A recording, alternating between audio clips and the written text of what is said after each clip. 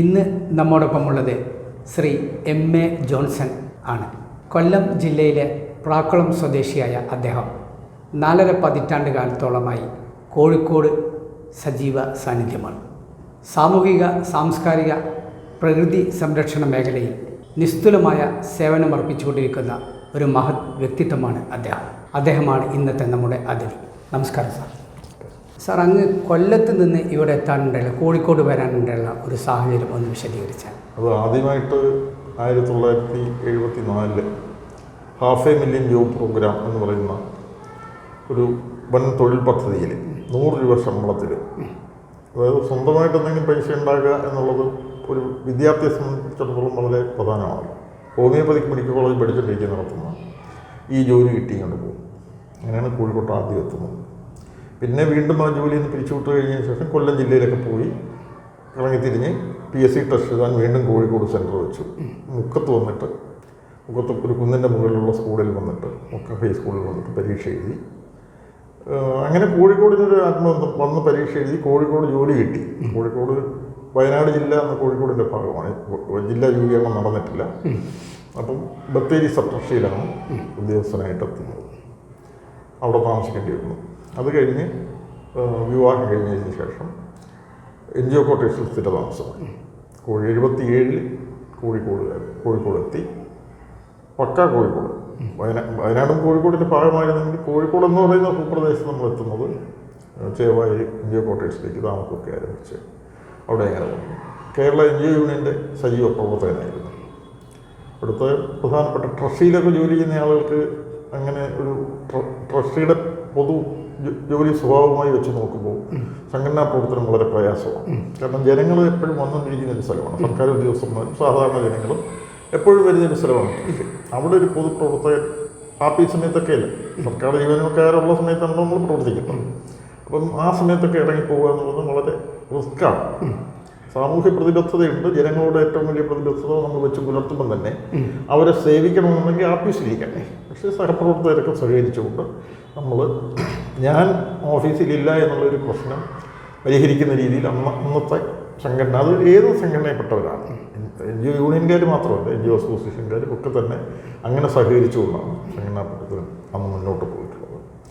അതിൽ ഏറ്റവും വളരെ സജീവമായ സമരങ്ങളും അതിൻ്റെ ഒരുക്കങ്ങളും, അങ്ങനെ ഒരു സമര പ്രഖ്യാപനമൊക്കെ വന്നു കഴിഞ്ഞാൽ നമ്മൾ പിന്നെ മുഴുവൻ സമയം തന്നെ ഫീൽഡിലായിരിക്കും എന്നതുകൊണ്ട് പിന്നെ എല്ലാവരോടും വളരെ സ്നേഹത്തോടെയും സമഭാവനയോടെയും പെരുമാറാനുള്ളൊരു കഴിവുണ്ട്.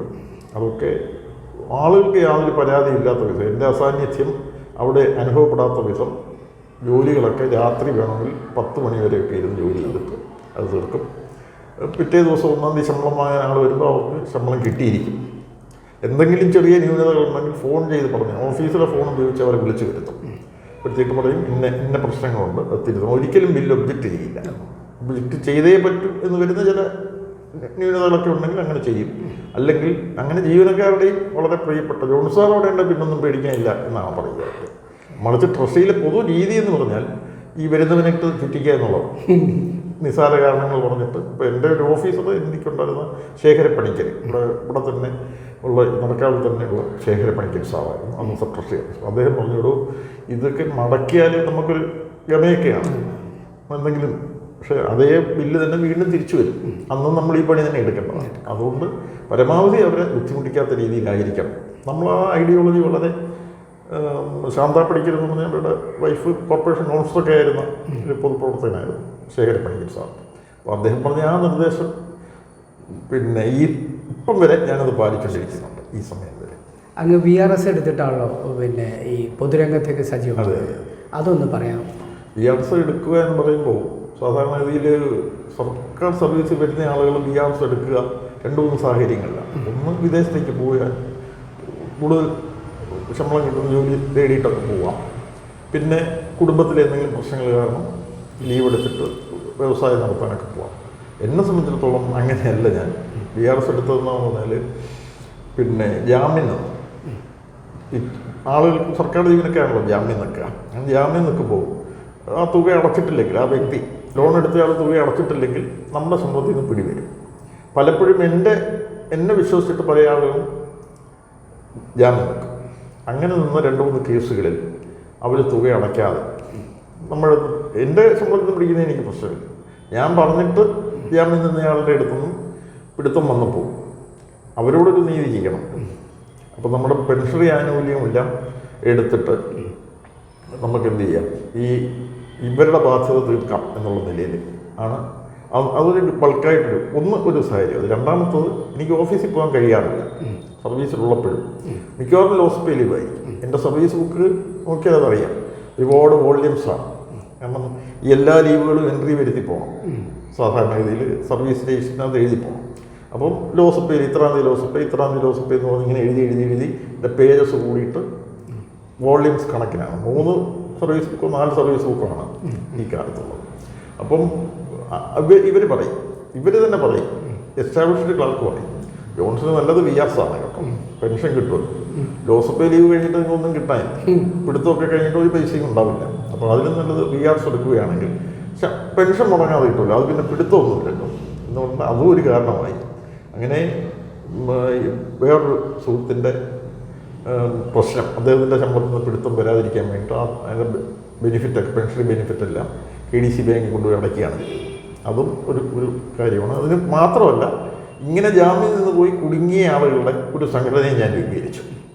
ജാമ്യക്കെണിയിൽപ്പെട്ട ആളുകളുടെ സംഘടന എന്ന് പറഞ്ഞുകൊണ്ട് നളന്തയിൽ ഞാൻ വിളിച്ച ഒരു 3-4 ആളായിരിക്കും വരുന്നത്. ഒരു പത്രത്തിൽ ഇങ്ങനെ വന്നതിന് ശേഷം നളന്തയിൽ നിറഞ്ഞു കവിഞ്ഞ ആളായിരുന്നു. കോഴിക്കോട്ടിലെ പല ജില്ലകളിൽ നിന്നും ആളുകൾ. അപ്പോൾ വക്കീലന്മാരൊക്കെ അത് കൈകാര്യം ചെയ്ത് അവർക്ക് കുറേ കാശ് കിട്ടിയെന്നല്ലാതെ എൻ്റെ പ്രശ്നമൊന്നും പരിഹരിക്കപ്പെട്ടില്ല. എന്തായാലും പുതിയ ആശയങ്ങൾ ഇങ്ങനെ വന്ന് കയറിക്കൊണ്ടേയിരിക്കും. അത് നടപ്പാക്കാൻ എന്ത് വിട്ടുവീഴ്ചയും ചെയ്തുകൊണ്ട് നമ്മുടെ ജീവിതം പോയാലും കുഴപ്പമില്ല, അത് വിജയിപ്പിക്കാൻ വേണ്ടിയിട്ട് മുന്നിട്ടിറങ്ങുക എന്നുള്ളതാണ് ഒരു പൊതു രീതി. ഇപ്പോൾ നമ്മൾ കോഴിക്കോട്ടുകാരെ സംബന്ധിച്ച് മാത്രമല്ല, കേരളത്തിൽ തന്നെ അഭിമാനകരമാണ് കോഴിക്കോട് സാഹിത്യ നഗര പദവിയിലേക്ക് വന്നത്.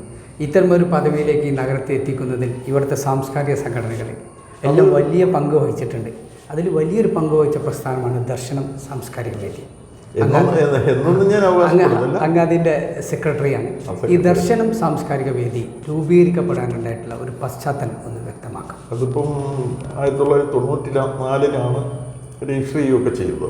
അതിനൊരു 2-3 വർഷം മുമ്പ് പോലെ തന്നെ 90 ഞാൻ ഇപ്പോഴത്തെ കാളാണ്ടിത്താഴം എന്ന് പറയുന്ന പ്രദേശത്ത് താമസം ആരംഭിക്കുന്നത്. 91 അപ്പം അവിടെ ഒരു വളരെ ഉണം കയറാൻ മൂലയാണ്. വാഹന സൗകര്യമൊന്നുമില്ല, എവിടുന്ന് വന്നാലും ഓട്ടോറിക്ഷയിൽ മാത്രമേ എവിടേക്ക് എത്താൻ കഴിയുള്ളൂ. അങ്ങനെയുള്ള ഒരു പ്രദേശത്ത് ഏറ്റവും അത്യാവശ്യം ഒരു വായനശാല.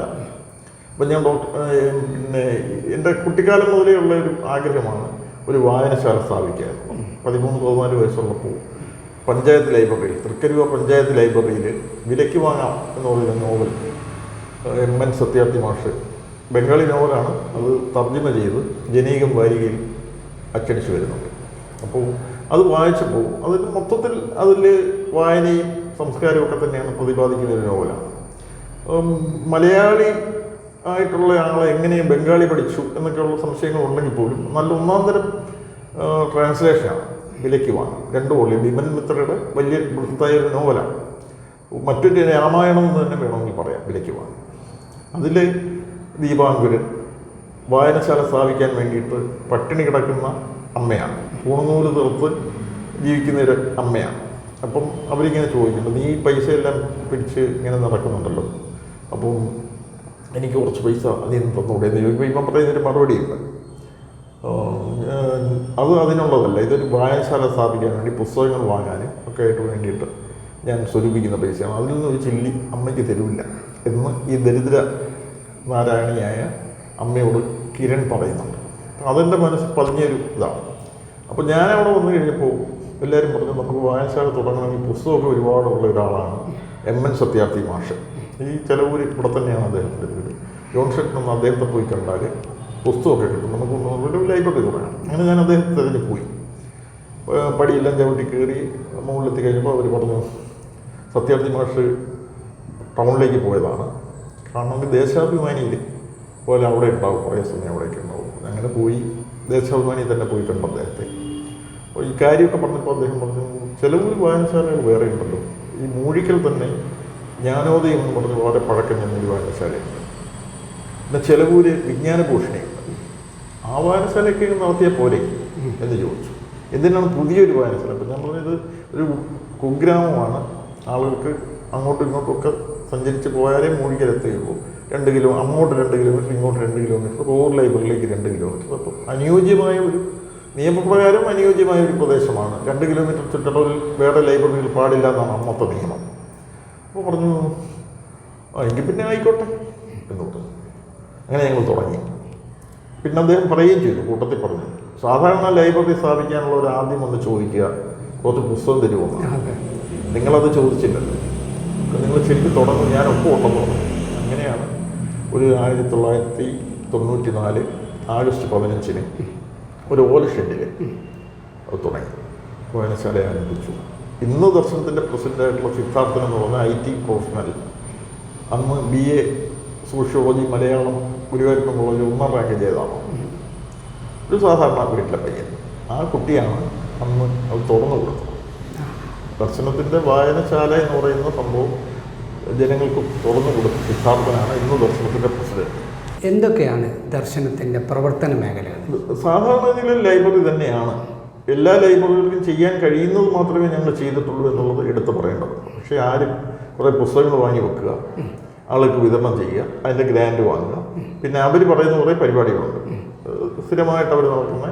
ഇപ്പം നമുക്കറിയാലോ, PN മണിക്കർ ചരമദിനം, IV ദാസ് ജന്മദിനം, പൊൻകുന്നം വർക്കിയുടെ ജന്മദിനം, അങ്ങനെ ഒരു സീരീസ് ഓഫ് ഇത്. പിന്നെ പുസ്തകങ്ങളെ കുറിച്ചുള്ള ചർച്ച, അതൊക്കെയാണ് അവർ നിർദ്ദേശിച്ചിട്ടുള്ള പരിപാടികൾ. പക്ഷേ നമ്മൾ ദർശനത്തിൽ അവിടുത്തെ ഒരു സാഹചര്യം കൂടി കണക്കിലെടുത്തുകൊണ്ട് പുസ്തക ചർച്ച എന്നൊക്കെ പറഞ്ഞാൽ ഒരു മെഗാ ഇവൻ്റായിട്ടാണ് ഞങ്ങൾ നടത്തുക.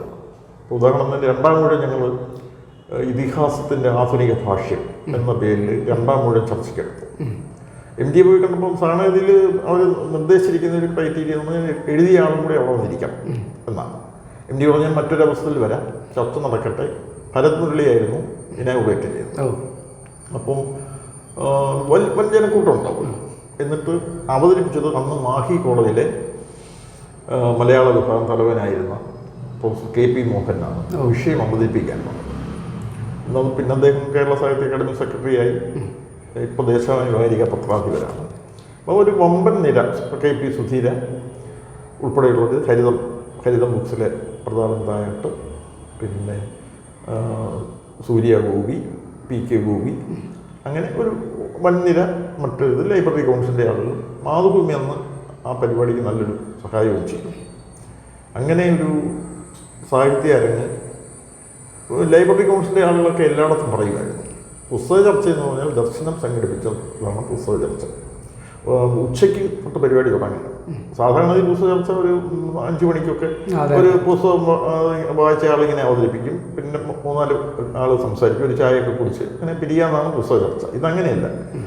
ഉച്ചയ്ക്കും ശേഷം MDയുടെ പിന്നെ സിനിമകളിലെ ഗാനങ്ങൾ പ്രദേശവാസികൾ പാടുക, അങ്ങനെ ഒരു അവസരം കൊടുത്തു. അപ്പം കുടുംബാംഗങ്ങൾ ഉൾപ്പെടെ എത്തുകയാണ് അവിടെ. അങ്ങനെ ഒരു ഘട്ടം എത്തുമ്പോഴാണ് 5:30-6 മണിയാകുമ്പോഴാണ് മുരളി വരുന്നത്. മുരളി വന്നിട്ട് അതിഗംഭീരമായൊരു പ്രഭാഷണം മുരളിയുടെ പ്രഭാഷകനാണ് നടത്തി. KP മോഹൻ സാറ് അതുപോലെ തന്നെ ഈ ആധുനിക ഭാഷ്യം ഇതിഹാസമാണ് അദ്ദേഹം എഴുതിയിരിക്കുന്നത്. ജ്ഞാനപീഠ പുരസ്കാരം നേടിയ നോവലാണ്. ഇന്നലെ ഇപ്പം MDയെ ആദരം അർപ്പിച്ചുകൊണ്ട് ഈ സാഹിത്യ നഗരത്തിൻ്റെ ആദ്യത്തെ പ്രഖ്യാപനത്തിലൊന്ന് അദ്ദേഹത്തിന് പുരസ്കാരം കൊടുത്തുകൊണ്ടാണ്, ആദരിച്ചുകൊണ്ടാണ്.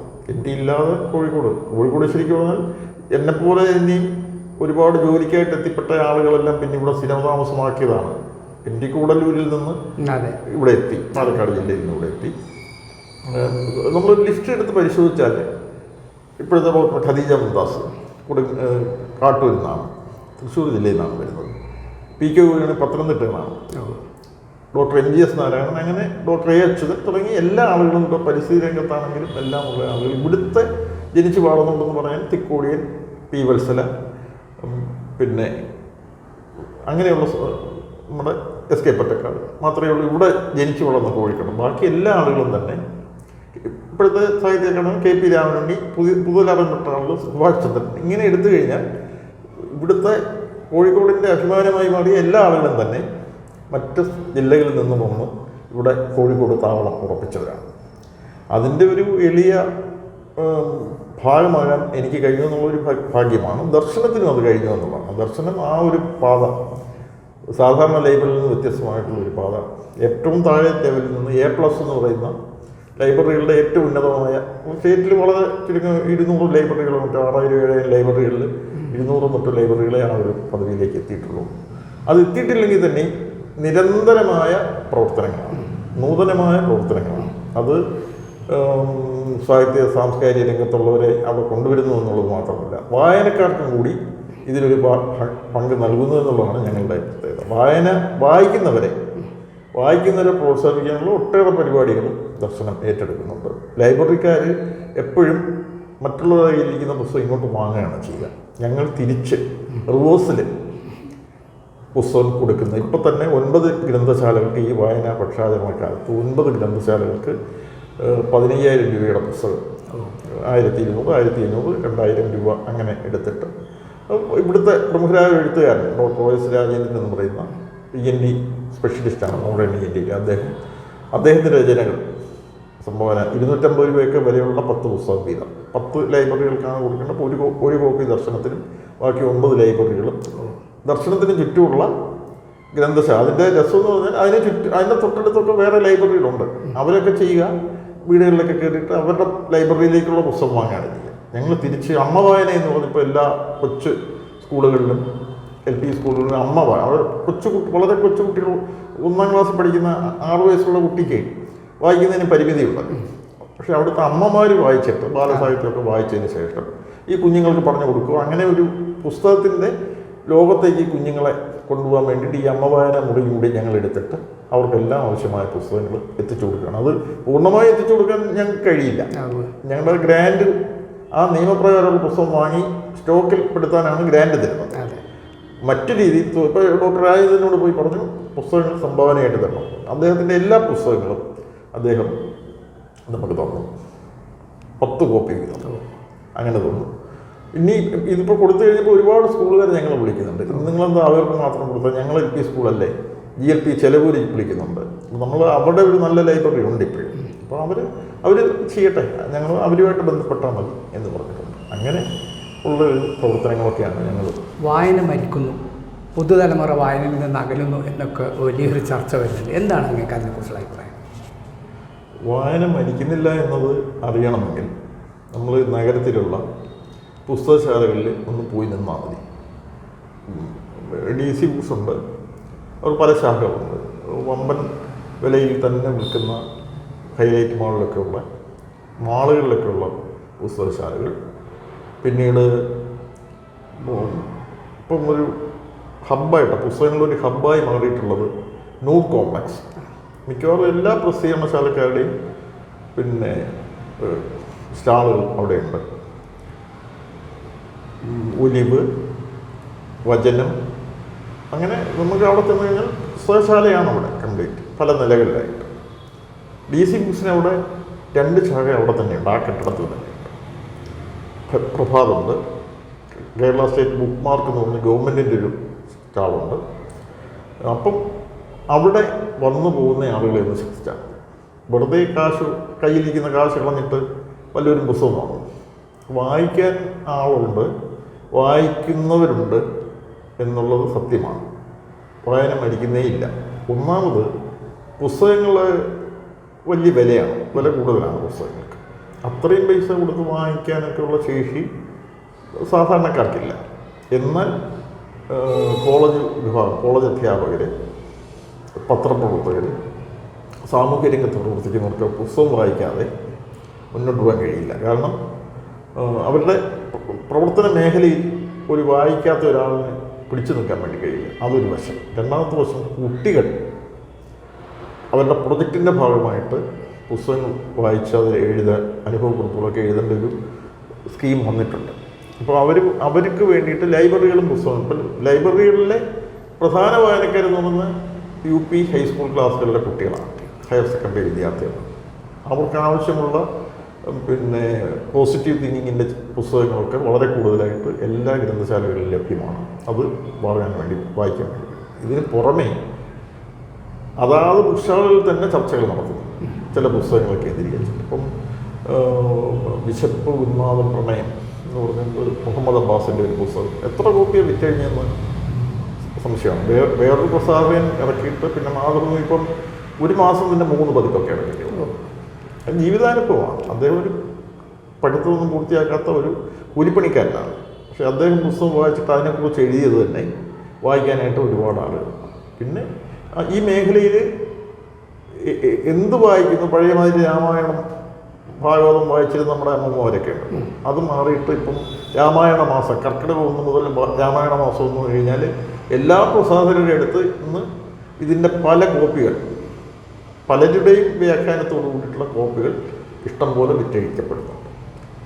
അതായത് ആധ്യാത്മിക ഗ്രന്ഥങ്ങൾ വളരെ കൂടുതൽ പോകുന്നുണ്ട്. പൊതുവിൽ ആളുകൾ അശരണരാകുന്ന സമയത്താണല്ലോ ദൈവത്തിനോടൊക്കെ വളരെ ആഭിമുഖ്യം വരിക. അപ്പോൾ മൊത്തത്തിലൊരു അത്തരമൊരു സാഹചര്യം കടന്നു വരുന്നുണ്ട് സമൂഹത്തിൽ. പണമുണ്ട്, എല്ലാം ഉണ്ട്, പക്ഷേ മനസ്വസ്ഥതയില്ല എന്നുള്ളത്.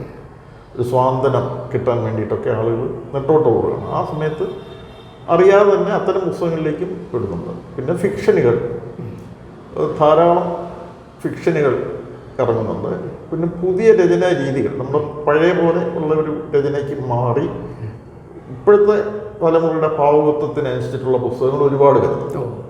അത്തരം പുസ്തകങ്ങൾ വായിക്കാൻ പഴയ തലമുറയ്ക്കൊന്നും അത്ര വലിയ താല്പര്യമൊന്നും കാണില്ല. ഭാഷ തന്നെ വളരെയധികം വ്യത്യസ്തമായ രീതിയിലുള്ള രചനകൾ വരുന്നു.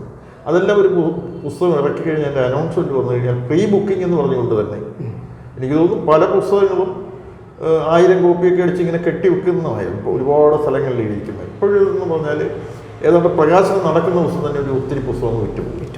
സുഹൃത്തുക്കളൊക്കെ അവിടെ നിന്ന് വന്നിട്ട് അത് വാങ്ങിക്കൊണ്ട് പോകും. അവരെ സന്തോഷിപ്പിക്കുക എന്നുള്ളത് മാത്രമല്ല, പ്രയോജനപ്പെടുത്താൻ കഴിയുന്ന, വായനക്കാർക്ക് പ്രയോജനപ്പെടുന്ന പുസ്തകങ്ങളാണ് ഇപ്പോൾ എഴുത്തുകാർ കൂടുതലായിട്ട് കൊണ്ടുവരുന്നത്.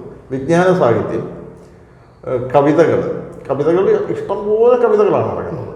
അത് വളരെ ഭാവുകത്വമുള്ള, നമ്മൾ കവിത എന്ന് പറഞ്ഞ ആളല്ലേ കവിത എന്തോന്ന് കവിത എന്ന് പറഞ്ഞിട്ടുള്ളൊരു ലൈനാണ്. പക്ഷേ വളരെ വ്യത്യസ്തമായ രീതിയിൽ കവിതകളെ സമീപിക്കുന്ന ഒരുപാട് എഴുത്തുകാരുണ്ട്. മിക്കവാറും എല്ലാ ജില്ലയിലും ഒരു 50 വീതം കവികൾ തന്നെ ഉണ്ട് എന്നാണ് ടി പത്മനാഭൻ തമാശനോ കളിയാക്കിയോ പറഞ്ഞതാണ്. വായനക്കാരെക്കാൾ കൂടുതൽ കവികളാണ് ഇപ്പോൾ കേരളത്തിലുള്ളത് എന്ന് പറഞ്ഞൊരു തമാശയാണ്. എന്തായാലും ഞാൻ പുസ്തക പ്രകാശനങ്ങൾ ഒരുപാട് വാച്ച് ചെയ്യുമ്പോൾ കവിതകളാണ് ഏറ്റവും കൂടുതൽ പ്രകാശിപ്പിക്കപ്പെടുന്നത്.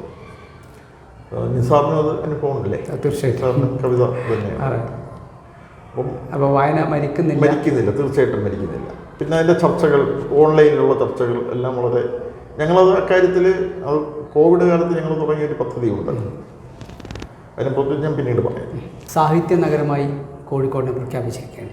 ഇനി നമ്മൾ എന്താണ് ചെയ്യേണ്ടത്? ഇതിൻ്റെ കൂടുതൽ ഒരു പുരോഗതിക്ക് വേണ്ടി എന്ത് ചെയ്യണമെന്നാണ് അങ്ങയുടെ അഭിപ്രായം? അതിൽ പിന്നെ നഗരസഭ പൂർണ്ണ അർത്ഥത്തിൽ അത് NIT-യിലെ ആ കുട്ടികളെ കൊണ്ട്, ജോയ് ഇളമൺ എന്ന് പറയുന്ന കിലയുടെ ഡയറക്ടറാണ് ഈ ആശയം മുന്നോട്ട് വെക്കുന്നത്. കില എന്ന് പറയുന്നത് തദ്ദേശ സ്വയംഭരണ സ്ഥാപനങ്ങളിലെ ആളുകൾക്ക് പരിശീലനം കൊടുക്കാൻ വേണ്ടിയിട്ട് തൃശ്ശൂർ മുളങ്കുന്നത്ത് കാവിലൊരു സ്ഥാപനമാണ്. അവിടെ എല്ലാ തദ്ദേശ ഭരണ സ്ഥാപനങ്ങളും കേരളത്തിലുടനീളമുള്ള വാർഡ് മെമ്പർമാർ മുതൽ ജില്ലാ പഞ്ചായത്ത് പ്രസിഡന്റുമാർ വരെയുള്ളവർക്കുള്ള പരിശീലനമൊക്കെ അവിടെ വരാറുണ്ട്. അപ്പം അദ്ദേഹത്തിൻ്റെ ഒരു ആശയമായിരുന്നു കോഴിക്കോട് എന്തുകൊണ്ടും ഒന്ന് ND-യുടെ സാന്നിധ്യം, പിന്നെ SKയും വൈക്കം മുഹമ്മദ് ബഷീറും ഒക്കെ തട്ടകം, ഭൂവിൻ്റെ തട്ടകം, തിക്കോടിയൻ്റെ തട്ടകം. അപ്പോൾ സ്വാഭാവികമായും അതിനകത്തൊരു പദവിയിലേക്ക് നീങ്ങാനുള്ള, ശരിക്കും പറഞ്ഞാൽ തൃശ്ശൂരൊക്കെ അല്ലേ, തൃശ്ശൂർ സാഹിത്യകാരന്മാരുടെ തട്ടകം തൃശ്ശൂർ, പിന്നെ കോട്ടയം, അങ്ങനെയൊക്കെ ഉണ്ട്. പക്ഷേ എന്നാലും എടുത്തു പറയാവുന്ന ഒരു സ്ഥലം കോഴിക്കോട് തന്നെയാണ്. അപ്പോൾ അത് എന്തുകൊണ്ട് കോഴിക്കോടിനെ ഇത്തരം ഒരു പദവിയിലേക്ക് കൊണ്ടുപോകുന്നത്? യുനെസ്കോ അങ്ങനെ ഇന്ത്യയിൽ തന്നെ ആദ്യമാണ് ക്രിക്കറ്റായിട്ട് മത്സരിച്ച് നമ്മളാണ് വരുന്നത്. പക്ഷേ അതിനെല്ലാം ഒരു സംവിധാനമാണ്. അത് പ്രൊജക്റ്റ് പ്രൊപ്പോസ് ചെയ്യുക എന്ന് പറയുന്നത് ഒരു കഴിവാണ്. ദർശനത്തിൻ്റെ ഒരുപാട് കാര്യങ്ങൾ വിവിധ സ്ഥാപനങ്ങളിൽ പ്രൊജക്റ്റുകൾ കൊടുത്തിട്ട് ദർശനം അതിൻ്റെ പരിപാടികൾ നടത്തിയിട്ടാണ് ദർശനത്തിൻ്റെ ഈ പരിസ്ഥിതി രംഗത്തൊക്കെയുള്ള കാര്യങ്ങൾ എന്ന് പറയുന്ന പോലെ കോഴിക്കോട് കോർപ്പറേഷൻ എന്ത് ചെയ്തെന്ന് വെച്ചാൽ അതിനാവശ്യമായ ഒരു പദ്ധതി രേഖ യുനെസ്കോയുടെ അധികാരികൾക്ക് കൈമാറാൻ പാകത്തിന് NIT-യിലെ നാഷണൽ ഇൻസ്റ്റിറ്റ്യൂട്ട് ഓഫ് ടെക്നോളജിയിലെ സാങ്കേതിക വിദഗ്ധന്മാരുടെ സഹായത്തോടു കൂടി പ്രപ്പോസ് ഉണ്ടാക്കി. അപ്പോൾ ഈ 600 ലൈബ്രറി എന്ന് പറയുമ്പോൾ തന്നെ നഗരത്തിലെ 600 ലൈബ്രറി എവിടെയാണ്? അംഗീകാരമുള്ള 60-70 ലൈബ്രറികളെ കോഴിക്കോട് കോർപ്പറേഷൻ്റെ അത്. പക്ഷേ സ്കൂൾ ലൈബ്രറികൾ, ഗ്രഹ ലൈബ്രറികൾ, മിക്കവാറും വീടുകളിൽ ലൈബ്രറികൾ, ഇതെല്ലാം പിന്നെ പുസ്തക വിൽപ്പന, പ്രസാധകരുടെ എണ്ണം, പത്രങ്ങളുടെ എണ്ണം. അപ്പോൾ അങ്ങനെയുള്ള കാര്യങ്ങളെല്ലാം അക്കമിട്ട് നിരത്തി അത് ഒരു പ്രൊജക്റ്റ് രൂപത്തിൽ സമർപ്പിക്കാൻ NIT എന്ന് പറഞ്ഞ സാങ്കേതിക സ്ഥാപനം വലിയ സഹായം ചെയ്തു. പിന്നെ KLF പോലെയുള്ള സാഹിത്യ കാര്യങ്ങളും അതിൽ വന്നിട്ടുണ്ട്. ഒരു പ്രത്യേക ബുക്ക് സ്റ്റാളുകളുടെ പുസ്തകം വിൽക്കാനാണ് അത് ഉപയോഗിക്കുന്നതെങ്കിൽ പോലും സംസ്ഥാന ഗവൺമെൻറ്റിൻ്റെ സപ്പോർട്ട് അക്കാര്യത്തിൽ വരുന്നുണ്ട്. അങ്ങനെ മൊത്തത്തിൽ നോക്കിക്കഴിഞ്ഞാൽ കോഴിക്കോടിന് രുചിയുടെ നഗരം, സ്നേഹത്തിൻ്റെ നഗരം, സത്യത്തിൻ്റെ നഗരം എന്ന് പറഞ്ഞ് കുറേ വിശേഷണങ്ങളുണ്ട്. രേവതി പട്ടത്താനം പോലെയും ഉള്ള സാൻസ്ക്രിറ്റുമായി ബന്ധപ്പെട്ടുള്ളതുപോലെ തന്നെ മലയാള ഭാഷയുടെ ഈ കാളനവന്മാരെല്ലാം വന്നു പോയ ജീവിച്ച MD ഇപ്പോഴും ജീവിക്കുന്ന രാമനെ പോലെയുള്ള യുവ എഴുത്തുകാർ, PR നാഥനെ പോലെയുള്ള ആൾക്കാർ, അങ്ങനെ ഒരു UK കുമാരനെ പോലുള്ള ഈ എടുത്തു പറയാവുന്ന എഴുത്തുകാരുടെ ഒരു നഗരത്തിൽ എന്തുകൊണ്ട് ഇത് സമീപിച്ചുകൂടാ എന്നുള്ള ഒരു ചിന്തയിൽ നിന്നാണ് ഇതിൻ്റെ പ്രപ്പോസലൊക്കെ പോകുമ്പോൾ അതങ്ങനെ അംഗീകരിക്കപ്പെട്ട് കഴിയുമ്പോൾ അതിൽ എല്ലാ തരത്തിലുമുള്ള സാഹിത്യകാരന്മാരെല്ലാം ചേർത്ത് പിടിക്കാൻ കോഴിക്കോട് കോർപ്പറേഷൻ തയ്യാറായോ എന്ന കാര്യത്തിൽ എനിക്ക് സംശയമുണ്ട്. ഒരുപാട് എഴുത്തുകാരും ഒരുപാട് പ്രസാധകരും ഒരുപാട് ചെറുകിടക്കാരും എല്ലാം ഇവിടെ ഉണ്ട്. അവരൊക്കെ ചേർന്നതാണ് ഈ സാഹിത്യ നഗരത്തിൻ്റെ സംഭാവന നൽകിയവരാണ്. അവരെല്ലാം ചേർത്ത് പിടിച്ചോ എന്ന കാര്യത്തിൽ എനിക്ക് സംശയമുണ്ട്. എനിക്ക് തന്നെ അറിയാവുന്ന ഒരുപാട് എഴുത്തുകാർ, അതിലൊരു എഴുത്ത് എന്ന് പറയുന്ന സർഗാത്മകതയാണ്, ഒരു കഴിവാണ്. എനിക്ക് എഴുതാൻ പറ്റുന്നില്ല, പക്ഷേ എഴുതുന്നവർക്ക് എന്തായാലും ഒരു കഴിവുണ്ടല്ലോ. ആ കഴിവ് പുറപ്പെടുവിക്കുന്ന ആളുകളെ എല്ലാം കണ്ട് അവർക്കെല്ലാം ഒരു ഇടം കൊടുക്കാൻ നഗരസഭ ഇനിയും തയ്യാറാകേണ്ടതുണ്ട്. അപ്പോൾ സ്വാഭാവികമായിട്ടും ഇനിയുള്ള കാലത്തിന് ഇപ്പോൾ പുരസ്കാരങ്ങളൊക്കെ പ്രഖ്യാപിച്ചിട്ടുണ്ട്. എല്ലാ ജൂൺ 23-നും ഈ ദിനമായി ആചരിക്കാനും പുരസ്കാരങ്ങൾ കൊടുക്കാനും ഒക്കെ തീരുമാനിക്കുന്നുണ്ട്. അത് നല്ല കാര്യം തന്നെയാണ്. പക്ഷേ ആ പുരസ്കാരങ്ങളിലേക്ക് എത്താൻ വേണ്ടിയിട്ട് പിന്നെ പൊളിറ്റിക്സ് നോക്കാൻ പാടില്ല. എഴുത്തുകാർ നല്ലൊരു കൃതി എഴുതിയ ഒരു എഴുത്തുകാരൻ ഏത് പാർട്ടിയുടെ ആളാണ് എല്ലാവർക്കും ഒരു ധാരണയൊക്കെ ഉണ്ടാവില്ല.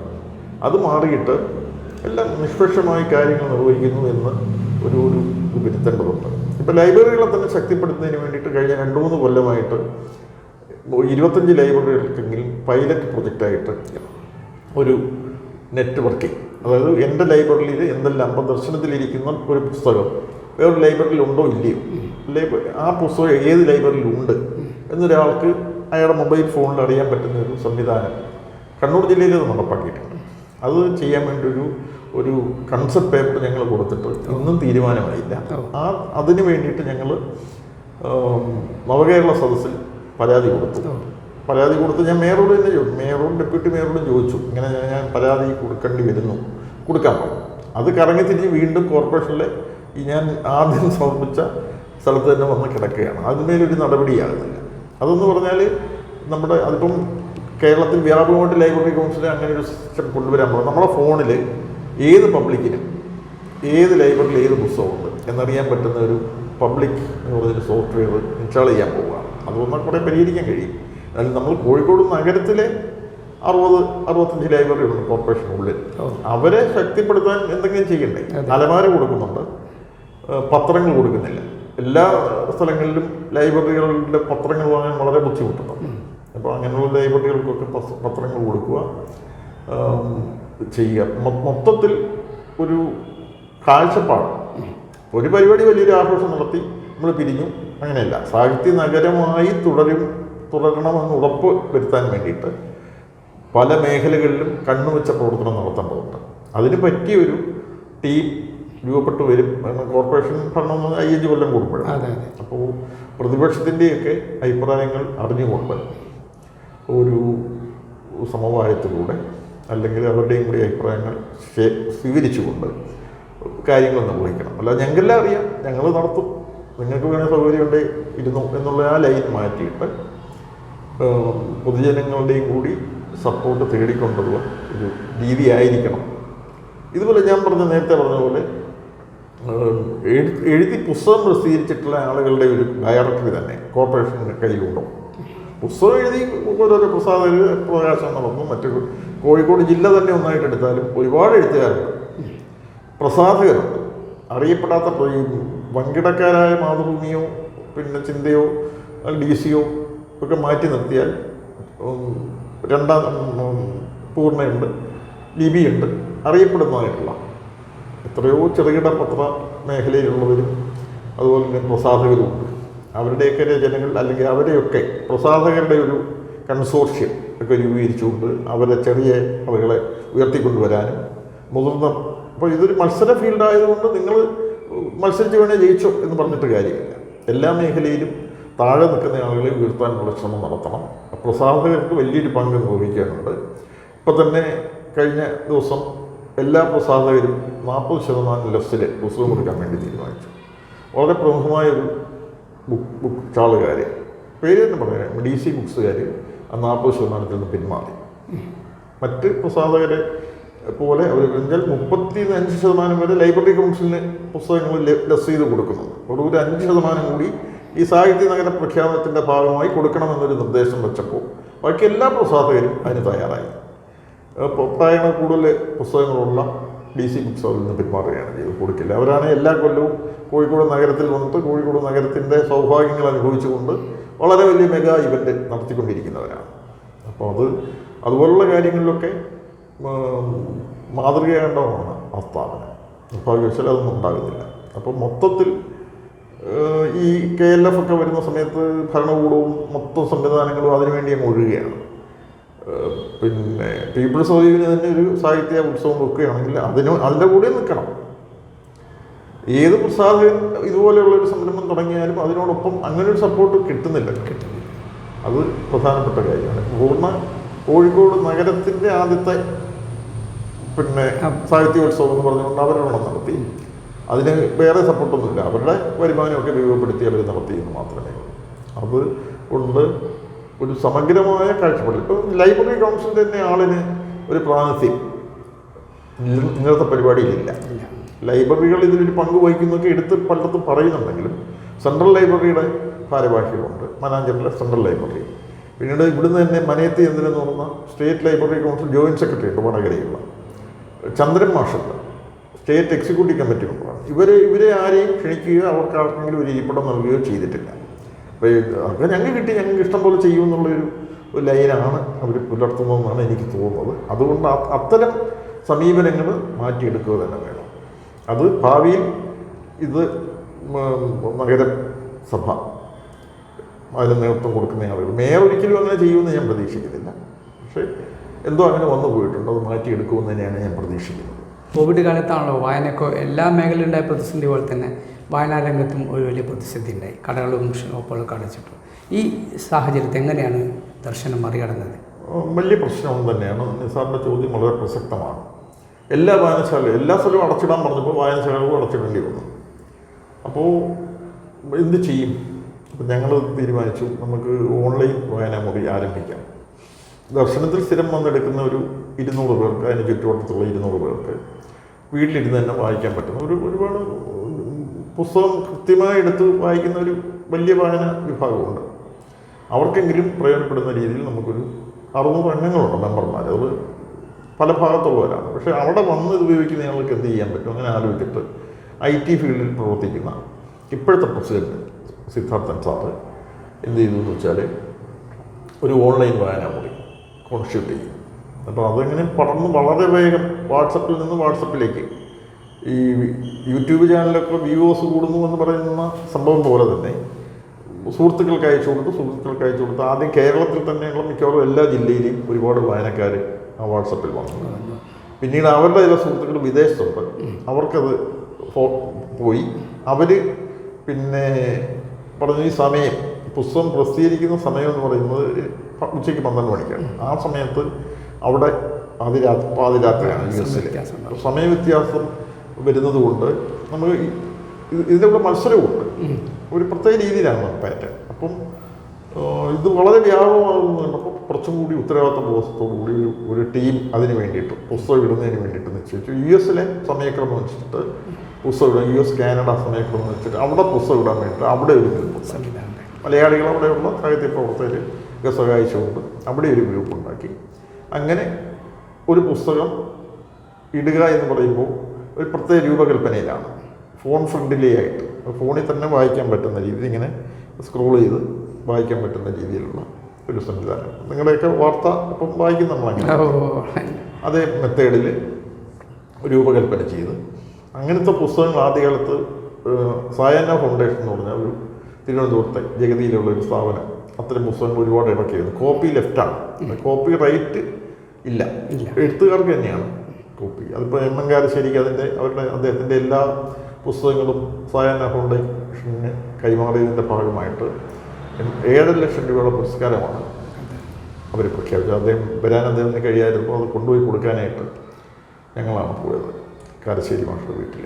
അപ്പം അങ്ങനെ ഒരു സംഭവം വന്നപ്പോൾ അവരുടെ പുസ്തകമാണ് ആദ്യകാലത്ത് നമ്മൾ ഇട്ടുകൊണ്ടിരുന്നത്.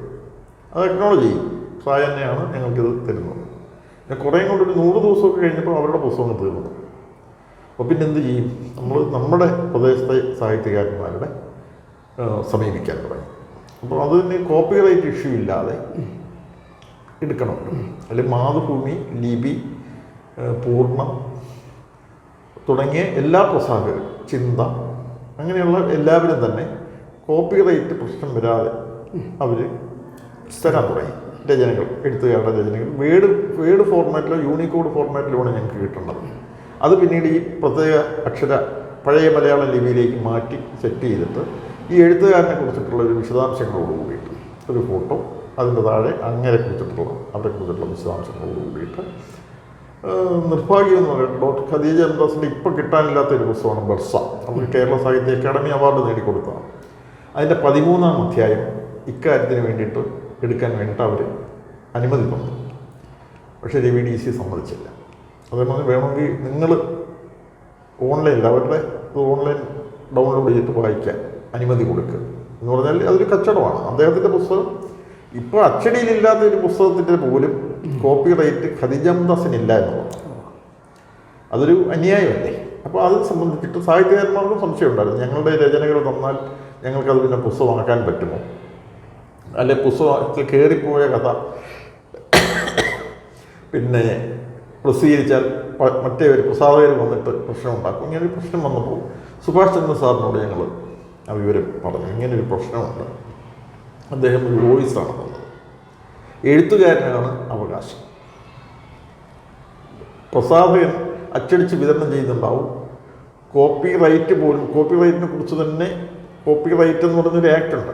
അത് പരിശോധിച്ച് കഴിഞ്ഞാൽ എഴുത്തുകാരനാണ് അവിടെ, എഴുത്തുകാരൻ്റെ ഒരു ഇൻ്റലക്ച്വൽ പ്രോപ്പർട്ടിയാണ് അത്. പിന്നെ പ്രസാധകൻ അതിൽ കയറി കൈ കിടത്താനൊന്നും കഴിയും. പിന്നെ പ്രസാധകർ അനുമതി തരികയാണെങ്കിൽ അത് നല്ല കാര്യം. അങ്ങനെ തരാത്ത ആരെങ്കിലും ഉണ്ടെങ്കിൽ അവരോട് വേണമെങ്കിൽ നിങ്ങൾക്ക് ഫൈറ്റ് ചെയ്യാം, സ്വകാര്യ സംഭാഷണത്തിലൊക്കെ അങ്ങനെ. പക്ഷെ അങ്ങനെ അടികൂടി വേണ്ട ഒരു കാര്യമില്ല. എഴുത്തുകാരിൽ നിന്ന് നിങ്ങൾക്ക് വാക്കാലോ അവർ സെൻഡ് ചെയ്യുക, നിങ്ങളുടെ ഫോർമാറ്റിലേക്ക് അവർ സെൻഡ് ചെയ്താൽ അവരുടെ അനുമതിയായി എന്നാണ്. അപ്പോൾ അങ്ങനെയുള്ളൂ. അതിൽ കോപ്പിറൈറ്റിൻ്റെ കാര്യം പേടിക്കാനില്ല. അത് റെക്കോർഡ് ചെയ്ത് ഈ ചില ആളുകൾ സംശയം പറയും. ചില പുതിയ എഴുത്തുകാർക്ക് പോകുന്ന സമയത്ത് എനിക്ക് ഇത് പ്രസിദ്ധീകരിക്കണമെന്നുണ്ട്, പുസ്തക രൂപത്തിലാക്കണമെന്നുണ്ട്, അപ്പോൾ അതൊന്നും പ്രശ്നമാകുമോ ഉള്ള ഈ സുഭാഷ് ചന്ദ്രൻ്റെ ഈ വാക്കുകളോട്. മാതൃഭൂമിയുടെ അശ്വിനി എഡിറ്ററാണ്. മാതൃഭൂമി വാരികയുടെ പത്രാധിപര് എന്ന നിലയിൽ മാത്രമല്ല, വയലാർ പുരസ്കാരം നേടിയ മനുഷ്യൻ്റെ ആമുഖം, പിന്നീട് സമുദ്രശിര പോലെയൊക്കെയുള്ള വമ്പൻ ഹിറ്റുകൾ പുറന്നു വീണ കൈകളാണത്. അദ്ദേഹത്തിൽ നിന്ന് നമുക്കൊരു ഈ കോപ്പിറൈറ്റിനെ കുറിച്ചൊരു വോയിസ് കിട്ടിയിട്ടുണ്ട്. അത് ഉപയോഗിച്ചുകൊണ്ട് കേരളത്തിൽ അകത്തും പുറത്തുമുള്ള മിക്കവാറും എഴുത്തുകാരുടെ ഒരു രചനയെങ്കിലും ഇതിനോടകം ദർശനം ഓൺലൈൻ വായനാമുറിയിൽ വന്നു കഴിഞ്ഞിട്ടുണ്ട്. അത് സ്വീകരിക്കപ്പെടുന്നത് എങ്ങനെയാണെന്ന് പറഞ്ഞാൽ രാവിലെ ഉച്ചയ്ക്ക് ഒരു 12 മണിയാകുമ്പോൾ ഒരു പുസ്തകം കിട്ടുന്നു. ഇപ്പം അതെല്ലാം ആ ഗ്രൂപ്പുകളെല്ലാം 14 ഗ്രൂപ്പുകളും അഡ്മിനുള്ളിയാണ്. അതിൽ അഭിപ്രായം പറയാൻ കഴിയും. അപ്പോൾ അഭിപ്രായം പറയാൻ വേണ്ടിയിട്ട് നമ്മൾ വേറൊരു സംവാദം ഗ്രൂപ്പ് എന്ന് പറഞ്ഞ് വേറൊരു ഗ്രൂപ്പ് കൂടിയുണ്ട്. അതിൽ ഈ എഴുത്തുകാർക്കും വായനക്കാർക്കും എല്ലാം കയറിയിട്ട് ഇപ്പം മാനസികയുടെ 1ാമത്തെ കഥ, ഇപ്പം വായന ഉത്സവം തുടങ്ങിയ ഈ തവണത്തെ വായന ഉത്സവത്തിൽ ജൂൺ 19-ന് ആദ്യ കഥയായിട്ട് വന്നത് മാനസികയുടെ ഒരു അക്ഷരത്തെറ്റ് എന്ന് പറയുന്നത് കഥയാണ്. ഞങ്ങൾ പ്രസിദ്ധീകരിച്ച ഇതിന് ഉദ്ഘാടനം എന്നൊക്കെ പറഞ്ഞിട്ട് ഞങ്ങൾ പ്രസിദ്ധീകരിച്ച ഒരു ബ്രോഷറിലും അക്ഷരത്തെറ്റുണ്ടായിരുന്നു. അപ്പോൾ അതിനെക്കുറിച്ച് വലിയ ചർച്ചകൾ നടന്നു. വായനമുറിയാണോ വായനാമുറിയാണോ എന്ന് പറഞ്ഞിട്ടുള്ള വലിയ തർക്കങ്ങളൊക്കെ ഉണ്ട്. എന്തായാലും ആദ്യത്തെ കഥയുടെ പേര് തന്നെ ഇവിടെ സംഭവിച്ചല്ലോ എന്ന് പറഞ്ഞ് ഞാൻ അതിനൊരു മറുപടിയും കൊടുത്തു. അക്ഷരത്തെറ്റ് നടന്ന കഥയുള്ളൂ. അതിനെക്കുറിച്ചുള്ള റിവ്യൂ 4-5 പ്രമുഖരായ ആളുകളല്ല, അവരെഴുതുന്നത് വളരെ പഠിച്ചിട്ടാണ് എഴുതുന്നത്. ഇങ്ങനെ വന്നുകൊണ്ടിരിക്കുകയാണ്. ഇപ്പം ഇന്ന് ഒരു നിരവധി ആളുകൾ രണ്ടാമത്തത് ഡോക്ടർ OS രാജേന്ദ്രൻ്റെ അച്ഛൻ്റെ ദൈവം എന്ന് പറയുന്നതാണ്. ഒരു സൂപ്പർ കഥയാണത്. ഈ കഥ ഇട്ട് കഴിഞ്ഞാൽ അതിനെ ബേസ് ചെയ്തിട്ട് ചോദ്യങ്ങളും കൂടി കൊടുക്കും. വെറുതെ വായിച്ചങ്ങ് പോയാൽ പോരാ, പിറ്റേന്ന് ചോദ്യം കൊടുക്കും. രാത്രി 12 മണി വരെ ആൻസർ ചെയ്യാം. അതിൽ വിദേശ രാജ്യങ്ങളിലുള്ളവരും വിജയികളാകാറുണ്ട്, കേരളത്തിൻ്റെ പല ജില്ലകളിലുള്ളവരും വിജയികളാകാറുണ്ട്. വിജയികൾക്ക് വെറുതെ വിജയിയായി എന്ന് പ്രഖ്യാപിക്കുകയല്ല, അവരെ ഓഫ്ലൈൻ പരിപാടിയിൽ വിളിച്ചിട്ട് സാഹിത്യകാരന്മാരെ കയ്യൊപ്പ് ചേർത്തിയ പുസ്തകം തന്നെ സമ്മാനമായിട്ട് കൊടുക്കും. ടി പത്മനാഭൻ, മുകുന്ദൻ, സുഭാഷ് ചന്ദ്രൻ, പിന്നെ കോഴിക്കോട് ജില്ലയിൽ തന്നെയുള്ള UK കുമാരൻ, പിന്നെ MN കാരശ്ശേരി, പിന്നെ PR നാഥൻ, അവരുടെയൊക്കെ പുസ്തകങ്ങൾ നമ്മൾ വിലയ്ക്ക് വാങ്ങിയിട്ട് അവരുടെ വീട്ടിൽ പോയി ഒപ്പിടിച്ച് ആ പുസ്തകമാണ് ഇവർക്ക് കൊടുക്കുക. അതൊരു മെഗാ പ്രോഗ്രാം ആയിരിക്കും. ഏറ്റവും TD രാമകൃഷ്ണൻ ഉൾപ്പെടെയുള്ള ആളുകളൊക്കെ വന്നിട്ടാണ് അത് കൈമാറുന്നത്. എത്ര രാജ്യങ്ങളിൽ ഇത് ഈ വായന? രാജ്യങ്ങളായിട്ട് പറയുകയാണെങ്കിൽ USA വളരെ കൂടുതലുണ്ട്, കാനഡയിലുണ്ട്. കാനഡയിലെ ഒരു ലേഡി, അവരുടെ ജീവിതം വളരെ ഒറ്റപ്പെട്ട ജീവിതമായിരുന്നു. ഇത് ഇല്ലെങ്കിൽ അവർക്ക് എന്തോ ഒരു ദിവസം മുടങ്ങിയ ഒറ്റ ചെയ്ത് അവർ ഉടനെ അതിൻ്റെ ആളുകളെ വിളിക്കുമായിരുന്നു. അങ്ങനെ ഉള്ളത്. പിന്നെ സിഡ്നി, UAE, കേരളത്തിന് പുറത്ത് മുംബൈ എഴുത്തുകാർ, ഡൽഹി എഴുത്തുകാർ, ചെന്നൈ എഴുത്തുകാർ, ബംഗളൂരു എഴുത്തുകാർ, ഇവരുടെ എല്ലാം ഗ്രൂപ്പുകളുണ്ട്. അങ്ങനെ വ്യാപകമായിട്ട് പോയിക്കൊണ്ടിരിക്കുകയാണ്. ദർശനത്തിന് കേരളീയ സമൂഹത്തിന് നൽകാനുള്ള സന്ദേശം എന്താണ്? എല്ലാ വായനശാലകൾക്കും ഇതുപോലെയൊക്കെ പ്രവർത്തിക്കാൻ കഴിയും. ദർശനത്തിന് പരിസ്ഥിതി രംഗം ദർശനത്തിൻ്റെ ഒരു ട്രസ്റ്റ് ഏരിയയാണ്, എൻവയൺമെൻറ്റ് എന്ന് പറയുന്നത്. അപ്പം ശോഭിതൻ സാറൊക്കെ ഞങ്ങളുടെ രക്ഷാധികാരി എന്നുള്ള നിലയിലൊക്കെ ഞങ്ങളോടൊപ്പം സഞ്ചരിക്കുമ്പോഴും അദ്ദേഹത്തോടൊപ്പം സഞ്ചരിക്കുമ്പോഴും നമ്മൾ മനസ്സിലാക്കുക, ഞാൻ പരിസ്ഥിതി ശാസ്ത്രജ്ഞനൊന്നുമില്ല, ദർശനത്തിൽ പരിസ്ഥിതി ശാസ്ത്രജ്ഞരേ ഇല്ല, സാധാരണ ലൈബ്രറി പ്രവർത്തകർ തന്നെയാണ്. പക്ഷേ ഏത് ലോക പരിസ്ഥിതി ദിനവും നമ്മൾ ആചരിക്കുന്നത് ഒരു ജൂൺ 5 ഒരു മരം വെച്ചുകൊണ്ടുള്ളത് അല്ല. പ്ലാസ്റ്റിക് മാലിന്യങ്ങൾ ആദ്യം മുതലേ തന്നെ പ്ലാസ്റ്റിക് മാലിന്യങ്ങൾ ശേഖരിക്കുകയും മറ്റുമൊക്കെ ചെയ്യുന്ന ഒരു സംഘടനയാണ്.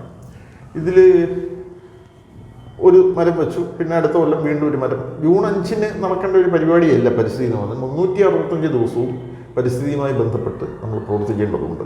അത് കുഞ്ഞ് മനസ്സുകളിലേക്ക് പകർന്നു നൽകാൻ ഞങ്ങൾ കോർഡിനേറ്റ് ചെയ്യുന്ന കേന്ദ്ര ഗവൺമെൻറ്റിൻ്റെ ഒരു പദ്ധതിയുണ്ട്. നേരത്തെ നാഷണൽ ഗ്രീൻ കോർ എന്നായിരുന്നു അതിൻ്റെ പേര്, NGC, മലയാളത്തിൽ തന്നെ ദേശീയ ഹരിതസേന. അത് സംസ്ഥാന ശാസ്ത്ര സാങ്കേതിക പരിസ്ഥിതി കൗൺസിലാണ് കേരളത്തിലത് കോർഡിനേറ്റ് ചെയ്യുന്നത്. കോഴിക്കോട് ജില്ലയിൽ കഴിഞ്ഞ 2002 മുതൽ കോഴിക്കോട് ജില്ലയിൽ അത് കോർഡിനേറ്റ് ചെയ്യുന്ന ദർശനമാണ്. സ്വാഭാവികമായിട്ട് കുഞ്ഞു മനസ്സുകളിലേക്ക് നമ്മൾ അതിൻ്റെ വിത്ത് പാകമാണ്. വായനയുടെ ലോകത്താണെങ്കിൽ പിന്നെ ഈ നേരത്തെ ഞാൻ സൂചിപ്പിച്ചതുപോലെ തൊട്ടടുത്തുള്ള സ്കൂളുകളിലെല്ലാം ഞങ്ങളുടെ പുസ്തകങ്ങൾ എത്തുന്നുണ്ട്. അവർക്ക് വില കൊടുത്ത് വാങ്ങാൻ പറ്റുമായിരിക്കാം, പക്ഷെ ഞങ്ങളുടേതായ സംവിധാനം ഉപയോഗിച്ച് പുസ്തകങ്ങൾ എത്തിക്കുന്നുണ്ട്. പിന്നീട് പരിസ്ഥിതി രംഗത്തെ വലിയ പുരസ്കാരങ്ങൾ ദർശനത്തെ തേടിയെത്തിയിട്ടുണ്ട്. അത് ഏത് ലൈബ്രറികൾക്കും സാധിക്കുന്നതാണ് എന്ന് പറയാനാണ് ഞാൻ ആഗ്രഹിക്കുന്നത്. വനം വകുപ്പിൻ്റെ എല്ലാ ജില്ലകളിലും വ്യക്തിക്കോ ഒരു സംഘടനയ്ക്കോ കൊടുക്കുന്ന പുരസ്കാരമാണ് വനദിനത്തിൽ. മാർച്ച് 21 വനദിനത്തിലാണത് നൽകുക. കോഴിക്കോട് ജില്ലയിലെ 2023 വനദിനത്തിന് കോഴിക്കോട് ജില്ലയ്ക്കായിരുന്നു 25,000 രൂപയും ശംസാപത്രവും ഫലകവും അടങ്ങുന്നതാണ്. കോഴിക്കോട് മേയർ ബീന ഫിലിപ്പാണ് അത് ഞങ്ങൾ കൈമാറിയത്. അതിനുശേഷം സംസ്ഥാന ഗവൺമെൻറ്റിൻ്റെ 1,00,000 രൂപയുടെ പുരസ്കാരമാണ്. അത് പരിസ്ഥിതി കാലാവസ്ഥാ വ്യതിയാന directorate of environment and climate change എന്ന് പറയുന്ന ഡിപ്പാർട്ട്മെൻറ്റ് അത് പ്രഖ്യാപിച്ചു. ഞങ്ങൾക്ക് മാത്രമല്ല, കോഴിക്കോട്ട് തന്നെ CWRDനും ദർശനത്തിനും കൂടി സംയുക്തമായിട്ടാണ് പകുതിയാക്കി അത് തന്നു. തിരുവനന്തപുരത്ത് നിന്ന് കഴിഞ്ഞ ജൂൺ 5 2021 ജൂൺ 5 പരിസ്ഥിതി ദിനത്തിൽ മുഖ്യമന്ത്രിയിൽ നിന്ന് ഞങ്ങളത് വാങ്ങി. ഏത് ലൈബ്രറിക്കും സാധ്യമാകുന്ന പ്രവർത്തനങ്ങളാണ് എന്ന് കാണിക്കാൻ വേണ്ടിയിട്ടാണ്. കോഴിക്കോട് കോർപ്പറേഷനിൽ തന്നെ 1 സെൻറ്റ് സ്ഥലത്ത് മിയാവാക്കി സൂക്ഷ്മവനം നിർമ്മിക്കാനായിട്ട് കൗൺസിലിൻ്റെ അനുമതി കിട്ടിക്കഴിഞ്ഞിട്ടുണ്ട്. അതിൻ്റെ പണികൾ ആരംഭിക്കുന്നുണ്ട്. വ്യത്യസ്ത തുറകളിലുള്ള ആളുകളെല്ലാം, ശാസ്ത്രജ്ഞന്മാർ, പരിസ്ഥിതി പ്രവർത്തകർ എല്ലാം കൂട്ടി യോജിപ്പിച്ചുകൊണ്ട് സാമൂഹ്യ പ്രവർത്തകരെയൊക്കെ പരമാവധി ഇതുമായിട്ട് ബന്ധപ്പെടുത്തിക്കൊണ്ട് മുന്നോട്ട് പോകാനാണ് ഞങ്ങൾ ആഗ്രഹിക്കുന്നത്. ഇനി എന്ന് ചോദിച്ചു കഴിഞ്ഞാൽ ഒരുപാട് ആശയങ്ങളും പദ്ധതികളും മനസ്സിലുണ്ട്. നാട്ടുകാരെ എങ്ങനെ സഹായിക്കാൻ കഴിയും? ഇപ്പം പ്രദേശത്തൊക്കെ പല രീതിയിൽ നമ്മൾ SLC അവാർഡ് ദാനം എന്നൊക്കെയാണ് ഇപ്പോൾ എല്ലാ ലൈബ്രറിയിലും ചെയ്യുന്ന ഒരു പൊതുപരിപാടി എന്ന് പറഞ്ഞത്. അവരെങ്ങനെയാണ് മികച്ച A+ നേടിയവരെ മാത്രമേ അവരെ ആദരിക്കാറുണ്ട്. ഞങ്ങൾ ഒരിക്കലും അങ്ങനെയല്ല ചെയ്യുന്നത്. ഇത് തുടക്കകാലം മുതൽ തന്നെ മൊത്തം വിജയികൾ, അവരുടെ A+, B+ ഒന്നും നമ്മൾ നോക്കുന്നില്ല, മൊത്തം വിജയികളാണ്. അവിടെ വന്ന് കഴിഞ്ഞ അവാർഡ് പുരസ്കാരദാനത്തിന് വന്ന R.S. പണിക്കർ, കാലിക്കറ്റ് യൂണിവേഴ്സിറ്റിയിലെ സിൻഡിക്കേറ്റ് മെമ്പറൊക്കെ ആയിരുന്ന R.S. പണിക്കർ സാർ അത് പറയുകയും ചെയ്തു. അതുകൊണ്ടാണ് ഞാൻ വന്നത്. ഞാൻ ജോൺസണോട് വിളിച്ചു ചോദിച്ചു ആർക്കൊക്കെയാണ് ഇത് കൊടുക്കുന്നതെന്ന് ചോദിച്ചപ്പോൾ ഇങ്ങനെ A+കാർ മാത്രമല്ല എല്ലാ വിഭാഗക്കാരെയും നമ്മൾ അംഗീകരിക്കുന്നു എന്ന രീതിയിൽ തന്നെയാണ് അത് കാണുന്നത്. പിന്നെ വ്യത്യസ്ത രാഷ്ട്രീയ പാർട്ടികളിലുള്ള ആളുകൾ ദർശനത്തിലെ അംഗങ്ങളാണ്, ഭാരവാഹികളാണ്. നമുക്കതിന് ചില വിമർശനങ്ങൾ, പൊതു ലൈബ്രറി എന്നൊക്കെ പറയുന്നത്, ഞാനൊരു ഇടതുപക്ഷ പ്രവർത്തനമായതുകൊണ്ട് ഞാൻ അങ്ങനെ ഒരു വിഭാഗീയത ദർശനത്തിൽ എനിക്കില്ല. ഞാൻ എൻ്റെ പാർട്ടി പ്രവർത്തനമൊക്കെ ആയിട്ട് CPIM ഒക്കെ ബന്ധപ്പെട്ട് ഞാൻ പോകുമ്പോഴും ഏത് തുറയിലുള്ള ആളുകൾക്കും ദർശനത്തിൽ അംഗത്വം നൽകും. ഓപ്പൺ ടു ആളാണ്, ഭാരവാഹിയാകാം, എന്തുമാകാം. നമ്മൾ അക്കാര്യത്തിൽ പല സംഘടനകളും ഞാനിപ്പോൾ അടുത്ത കാലത്താണ് അറിയുന്നത്, മറ്റേവരും അവർ വന്ന് കയറും, പിടിച്ചെടുക്കും, നമുക്ക് അതങ്ങനെ പോകാൻ വേണ്ടി കഴിയില്ല എന്നൊക്കെ പറയുന്നൊരു സമീപനം. അത് ദിനോദ് സാറിൻ്റെ കാര്യം പറയുന്നത് അറിയാമല്ലോ. ജീവിച്ചിരിക്കാൻ യോഗ്യതപ്പെട്ട ആളുകൾ ജീവിച്ചിരിക്കും.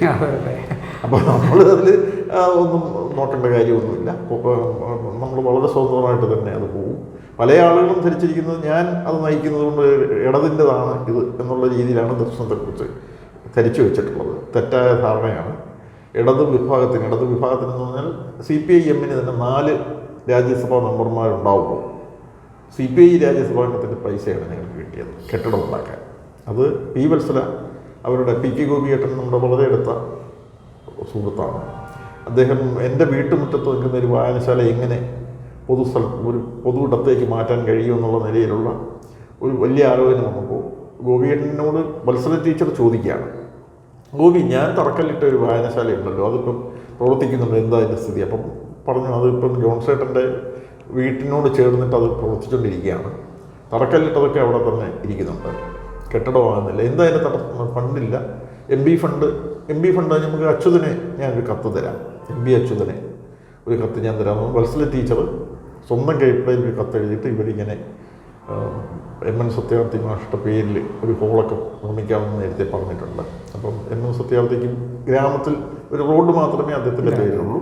അപ്പോൾ അതിനെ ഒരു ഇരിപ്പിടം ഇവർ പ്രഖ്യാപിക്കുന്നു. അപ്പോൾ സഹായം ചെയ്യണമെന്ന് പറഞ്ഞു. ഒറ്റയാഴ്ച കൊണ്ടാണ് അനുമതി. തിരുവനന്തപുരം പിന്നെ കളക്ടറേറ്റിൽ നിന്ന് പ്ലാനിംഗ് വിഭാഗത്തിൽ നിന്ന് എന്നെ വിളിക്കുകയാണ്, ജോൺസണാണോ അതെ, പിന്നെ നിങ്ങൾക്ക് ഇന്ന് ഫണ്ട് 6 ലക്ഷം രൂപ 6.5 ലക്ഷം രൂപ MB അച്യുതൻ്റെ ഫണ്ട് അനുവദിച്ചിട്ടുണ്ട്. കോഴിക്കോട് പ്ലാനിംഗ് ഹൗസിൽ നിന്നാണ് അതിൻ്റെ തുടർ നടപടികൾ നടക്കുക, നിങ്ങളൊന്നും നേരിട്ട് വരണം ഇവിടെ.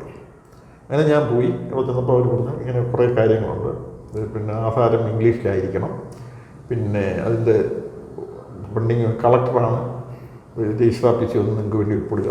ഈ ഫണ്ട് വാങ്ങിക്കഴിഞ്ഞാൽ പിന്നെ അത് പബ്ലിക്കാണ്. ഗവൺമെൻറ്റിൻ്റെ ഫണ്ട് വാങ്ങിയിട്ട് നിർമ്മിച്ച കെട്ടിടം പബ്ലിക്കാണ്, എല്ലാം ഓപ്പൺ ടു ആളാണ്. അപ്പോൾ അതിനൊന്നും യാതൊരു കുഴപ്പമില്ല എന്ന് പറഞ്ഞു. അങ്ങനെ PB സലീം സാറ് കളക്ടറാകുന്ന സമയത്താണ് അതിൻ്റെ നടപടിക്രമങ്ങൾ പൂർത്തിയായത്. അദ്ദേഹം ദർശനത്തിൽ വന്നിട്ടുണ്ട്. ദർശനം കെട്ടിട ഉദ്ഘാടനം നടന്ന ദിവസം എല്ലാ ദർശനവുമായി സഹകരിച്ച മുഴുവൻ ആളുകളെയും ഒന്നിച്ച് വിളിച്ചിട്ട് നമ്മൾ ഉപഹാരം കൊടുത്ത ഒരു ചടങ്ങുണ്ടായിരുന്നു. ഹൃദയസ്പർക്കായ ഒരു ചടങ്ങായിരുന്നു. വളരെ വയസ്സുന്ന ആളുകൾ, പരിപാടികളിൽ പങ്കെടുത്തവരെല്ലാം നമ്മൾ ഓർത്തു എന്നുള്ളതാണ്. കൊടുക്കുന്ന ഉപഹാരം ചെറുതാണ്, എന്നാൽ പോലും ഓർത്തു. അവരെല്ലാം വന്നു, സഹകരിച്ചു. ഒഫീഷ്യൽ സൈഡിൽ നിന്നും വളരെ വലിയ പിന്തുണ ഞങ്ങൾക്കുണ്ട്. അത് ഏത് ഗവൺമെൻറ് ഭരിച്ചാലും, ഞങ്ങളുടെ ഇപ്പം മൃഗസംരക്ഷണ മേഖലയിൽ ഞങ്ങളുടെ പ്രവർത്തനം UDF ഭരിക്കുമ്പോഴാണ് ഞങ്ങൾക്ക് കിട്ടുന്നത്. ഈ വയോമിത്രം രോഗികൾ, വയസ്സന്മാരെ നോക്കുന്ന ഹോസ്പിറ്റൽ, അത് ആ സംവിധാനം വന്നിരിക്കുന്ന എല്ലാ 1-2 തിങ്കളാഴ്ചകളിലും ഡോക്ടർമാരൊന്നും പരിശോധിക്കുന്നത്. വയോമിത്രം വന്നത് ഡോക്ടർ MK മുനീർ സാമൂഹ്യനീതി വകുപ്പ് മന്ത്രിയാകുന്ന സമയത്താണ്. അപ്പോൾ അങ്ങനെ ഞങ്ങൾക്ക് എല്ലാവരെയും സമീപിക്കാൻ കഴിയും, എല്ലാവരും സഹായിക്കാറുണ്ട്. അതുപോലെ തന്നെ ഒരു തുറന്ന മനസ്സോടെയാണ് ദർശനം മുന്നോട്ട് പോയിക്കൊണ്ടിരിക്കുന്നത്. അങ്ങനെ ആയിരിക്കണം എന്ന രീതിയിൽ തന്നെയാണ് പുതിയ തലമുറയെ ഞങ്ങൾ വളർത്തിക്കുന്നത്. പുതിയ ചെറുപ്പക്കാർ വരണം. 74 വയസ്സുകാരന് ഇത് കൊണ്ടുപോകാൻ കഴിയില്ലല്ലോ. അപ്പോൾ അങ്ങനെയുള്ള ഒരു മനോഭാവമുള്ള ആളുകളെ ഞങ്ങൾ വളർത്തിക്കൊണ്ടുവരാൻ ശ്രമിക്കുന്നുണ്ട്. കോഴിക്കോട്ടെ സാംസ്കാരിക രംഗത്തെ ശ്രദ്ധേയമായ പ്രസ്ഥാനമാണ് ദർശനം സാംസ്കാരിക വേദി. അതിൻ്റെ സെക്രട്ടറി ആയിട്ടുള്ള ശ്രീ MA ജോൺസണാണ് അദ്ദേഹത്തിൻ്റെ അനുഭവങ്ങളും തുടർന്ന് നാം മുന്നോട്ട് വെക്കേണ്ട ആശയങ്ങളെക്കുറിച്ച് നമ്മോട് സംസാരിച്ചത്. ദർശനം മുന്നോട്ട് വെക്കുന്ന കാഴ്ചപ്പാട് ലോകത്തിനാകെയുള്ളതാണ്. പരിസ്ഥിതി സംരക്ഷണം, വായന, ഗ്രന്ഥശാല, പുസ്തക പ്രകാശനം, പുസ്തക പ്രസിദ്ധീകരണം, എല്ലാ നല്ല കാര്യങ്ങളുടെ പിന്നിലും ദർശനം എന്നുമുണ്ട്. ആ ദർശനം മാറോടണക്കുന്നവരായി നമുക്ക് മലയാളികൾക്ക് മാറാം. നമസ്കാരം.